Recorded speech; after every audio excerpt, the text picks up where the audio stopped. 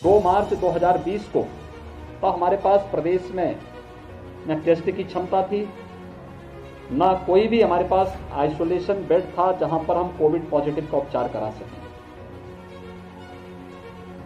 भारत सरकार के सहयोग से राज्य सरकार की मशीनरी ने अपने सभी जनप्रतिनिधियों, प्रशासनिक तंत्र और सभी संगठनों संस्थाओं के सहयोग से आज हम प्रतिदिन 2.5 लाख से लेकर 3 लाख टेस्ट प्रतिदिन प्रदेश के अंदर कर रहे हैं। प्रदेश अब तक 4.5 करोड़ कोरोना के टेस्ट संपन्न कर चुका है। प्रदेश के पास L2, L3 फैसिलिटी के 80,000 बेड्स वर्तमान में मौजूद हैं, जहां पर हम कोरोना पॉजिटिव के उपचार की सुविधा वहां पर उन्हें उपलब्ध करा सकते हैं। केंद्र सरकार 45 से ऊपर हर व्यक्ति को मुफ्त में वैक्सीन उपलब्ध करा रही है। राज्य सरकार 18 से लेकर 44 वर्ष के बीच के हर व्यक्ति को, हर युवा को निःशुल्क वैक्सीन उपलब्ध करा रही है। हम लोग प्रदेश में अब तक 1.5 करोड़ लोगों को वैक्सीन दे चुके हैं और वैक्सीनेशन की कार्रवाई हमारी प्रदेश में युद्ध स्तर पर चल रही है। हम लोगों ने इसके लिए व्यापक कार्य योजना बनाई है। 45 प्लस के लिए वैक्सीनेशन 2500 सेंटर में हमारा अब तक चल रहा था। हम लोगों ने 18 प्लस को 15 मई से प्रारंभ किया था। पहले चरण में हम लोगों ने 7 जनपद लिए थे जहां पर एक्टिव केस और पॉजिटिविटी सर्वाधिक थी। हमने दूसरे चरण में प्रदेश के अंदर अपने सभी नगर निगमों को इसके साथ जोड़ा था और अब तीसरे चरण में हम लोग कल से नगर निगम के साथ साथ हमारी जितने भी कमिश्नरी मुख्यालय हैं वहां पर वैक्सीनेशन के इस कार्यक्रम को 18 प्लस के लिए भी प्रारंभ करने जा रहे हैं। तो कल से 23 जनपदों में हमारी वैक्सीनेशन की कार्रवाई आगे बढ़ेगी। एक जो आशंका फिर से व्यक्त की जा रही है कि गांवों में कोरोना पॉजिटिव के मामले बढ़े हैं या बढ़ रहे हैं, बढ़ सकते हैं। हम लोगों ने इसकी भी एक व्यापक रणनीति 2 मई से ही प्रारंभ कर दी थी। हमारी निगरानी समिति हर ग्राम पंचायत में है। 97,000 राजस्व गांवों को केंद्र में रख करके निगरानी समिति स्क्रीनिंग का कार्य कर रही है। पेशेंट को वहां पर कोविड पॉजिटिव को जो लक्षण युक्त हैं या संदिग्ध हैं उन सभी को मेडिसिन किट उपलब्ध करवाती है। मेडिसिन किट उपलब्ध करवाने के बाद उनकी एक सूची बना करके ICCC integrated Covid control centre में ये सूची उपलब्ध करवाई जाती है और कोविड कंट्रोल सेंटर से फिर रैपिड रिस्पांस टीम वहां जाकर के उन सभी लक्षणयुक्त और संदिग्ध जितने भी लोग पाए जाते हैं उन लोगों का वहां पर कोरोना टेस्ट किया जाता है। उसी हिसाब से उनकी व्यवस्था की जाती है। अगर उनमें कोविड पॉजिटिव पाया जाता है तो उन्हें होम आइसोलेशन में सेपरेट रूम और टॉयलेट है तो होम आइसोलेशन की व्यवस्था, नहीं है तो उन्हें क्वारंटीन सेंटर या हायर सेंटर में रिफर किया जाता है। इसके लिए हम लोगों ने एम्बुलेंसेस की 1500 से अधिक डेडिकेटेड एम्बुलेंस इसके लिए पूरे प्रदेश के अंदर हम लोगों ने तैनात की है। इसके साथ ही हम लोगों के पास 350 हमारे पास एडवांस लाइफ सपोर्ट एम्बुलेंसेस भी हैं जिनका हम उपयोग इन सभी कार्यों के लिए भी इसके साथ कर रहे हैं। प्रदेश के अंदर एक या देश के अंदर या दुनिया के अंदर एक जो नई आशंका व्यक्त की जा रही है कि सेकेंड वेव के बाद एक थर्ड वेव भी आएगी। थर्ड वेव पर भी प्रभावी अंकुश लगाने की दृष्टि अभी से प्रदेश सरकार ने अपनी कार्य योजना बनानी शुरू की है।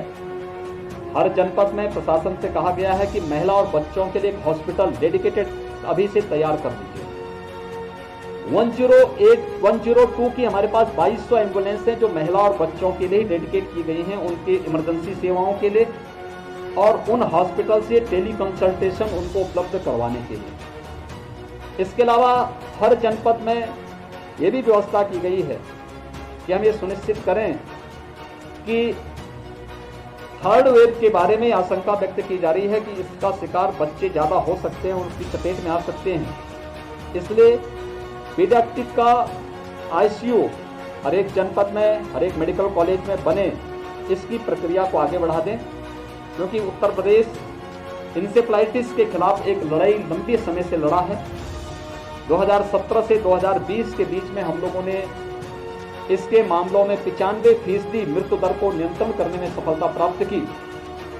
इसलिए हम लोगों के पास ईस्टर्न यूपी के उन जनपदों में जो इंसेफ्लाइटिस से सर्वाधिक प्रभावित थे, वहां पर पहले से पीकू बने हुए हैं। पीडियाट्रिशियन, फिजिशियन और टेक्नीशियन, पैरामेडिक्स, आशा वर्कर, आंगनबाड़ी, इन सब का वहां पे नियमित ट्रेनिंग भी चलती है। केजीएमयू को भी हम लोगों ने इसके साथ जोड़ा है। हमारे साथ पोस्ट कोविड जो पेशेंट हैं, उनकी एक नई चैलेंज ब्लैक फंगस को लेकर के आई है। कल राज्य सरकार ने इस संबंध में एक एडवाइजरी जारी की है और इस संबंध में एक वर्चुअल ट्रेनिंग का कार्यक्रम भी हर एक जनपद में डिस्ट्रिक्ट हॉस्पिटल के साथ, सीएमओ के साथ, मेडिकल कॉलेजेस के साथ, उनके जितने भी फिजिशियन और विशेषज्ञ हैं उनके साथ करके एक व्यवस्था सुनिश्चित करने का प्रयास किया है कि ब्लैक फंगस से भी हम लोग, जैसे CFR अभी तक हमने प्रदेश के अंदर नियंत्रण रखा 1% के आसपास है, ब्लैक फंगस में उपचार में कहीं समस्या ना आने पाए, वहां पर किसी भी अन्य प्रकार की समस्या का समाधान समय से हो सके और व्यापक जागरूकता का भी एक कार्यक्रम चलना चाहिए। ब्लैक फंगस का कारण क्या है? ज़्यादा स्टेरॉइड लेना, अनियंत्रित डायबिटीज होना या फिर टेस्ट कराने से भागना, ये बहुत सारे कारण इन चीज़ों के साथ जुड़ी हुई हैं। तो इन सब के बारे में भी कल एक डिस्ट्रिक्ट एडवाइजरी पूरे प्रदेश के अंदर जारी की जा चुकी है और उसका एक ट्रेनिंग का कार्यक्रम कल प्रारंभ हुआ है और उसको हर एक जनपद के साथ जोड़ करके ब्लैक फंगस के उपचार की भी व्यवस्था हर एक जनपद में हो सके, इसके लिए राज्य सरकार पूरी तत्परता के साथ कार्य कर रही है। गौतम बुद्ध नगर जनपद में, जो कि दिल्ली से सटा हुआ है, तो स्वाभाविक रूप से किसी भी व्यक्ति को मना नहीं किया जा सकता उपचार के लिए। हर व्यक्ति आएगा, हर एक व्यक्ति को उपचार की सुविधा मिलनी चाहिए। प्रशासन से स्पेशली कहा गया है ऑक्सीजन की कमी कहीं न होने पाए। ऑक्सीजन के लिए हम भारत सरकार के आभारी हैं कि ऑक्सीजन एक्सप्रेस और एयरफोर्स के विमानों के माध्यम से आज ऑक्सीजन की आपूर्ति प्रदेश के अंदर और देश के अंदर की जा रही है। लेकिन इसके साथ ही गौतम बुद्ध नगर जनपद में 3 नए ऑक्सीजन प्लांट भी स्वीकृत हुए हैं, जो ऑक्सीजन की आपूर्ति में आत्मनिर्भरता की दिशा में इस जनपद को आने वाले समय में ले जाने में सफल होगा। ये कार्य प्रदेश के अंदर लगातार आगे बढ़ रहे हैं और मुझे विश्वास है आप सबसे ही मेरी अपील होगी कि हम लोग एक महामारी से जूझ रहे हैं, एक महामारी का सामना कर रहे हैं। हम कोरोना को एक सामान्य फ्लू न माने, इसलिए जागरूकता और लोगों के मनोबल को बढ़ाए रखने के लिए जितना अधिक हम उनके संबल को बांधने में मदद कर सकें। हाई रिस्क कैटेगरी के लोगों के लिए विगत पहली वेव से ही कहा जा रहा है कि वे संक्रमण से बचें, हर हाल में संक्रमण से बचें, जिसमें 60 साल से ऊपर के लोग, 10 साल से नीचे के बच्चे, गर्भवती महिलाएं, एक से अधिक बीमारियों से ग्रसित कोई भी व्यक्ति हो या कम इम्यूनिटी से जुड़े हुए जो भी लोग हैं, वे सभी लोग घर के बाहर न निकलें, घर में भी मास्क लगाएं। शेष अन्य लोगों को भी अगर घर के बाहर निकलना हो आवश्यक कार्य से तो ही निकलें और वह भी मास्क लगा करके 2 गज की दूरी का पालन करते हुए अगर वे इन नियमों का पालन करते हैं तो कोरोना के खिलाफ जो एक लड़ाई पूरा देश मिलकर के लड़ रहा है, इसमें बेहतर परिणाम आ सकते हैं। इस जागरूकता के कार्यक्रम के साथ पब्लिक को अवेयरनेस करने के लिए आपका भी जो सहयोग इस संबंध में मिल रहा है, इसके लिए मैं हृदय से आपको धन्यवाद देता हूं और विश्वास करता हूं कि आप सभी लोग आम पब्लिक को भी सकारात्मक भाव के साथ आगे बढ़ा करके टीम भाव के साथ हम इस लड़ाई को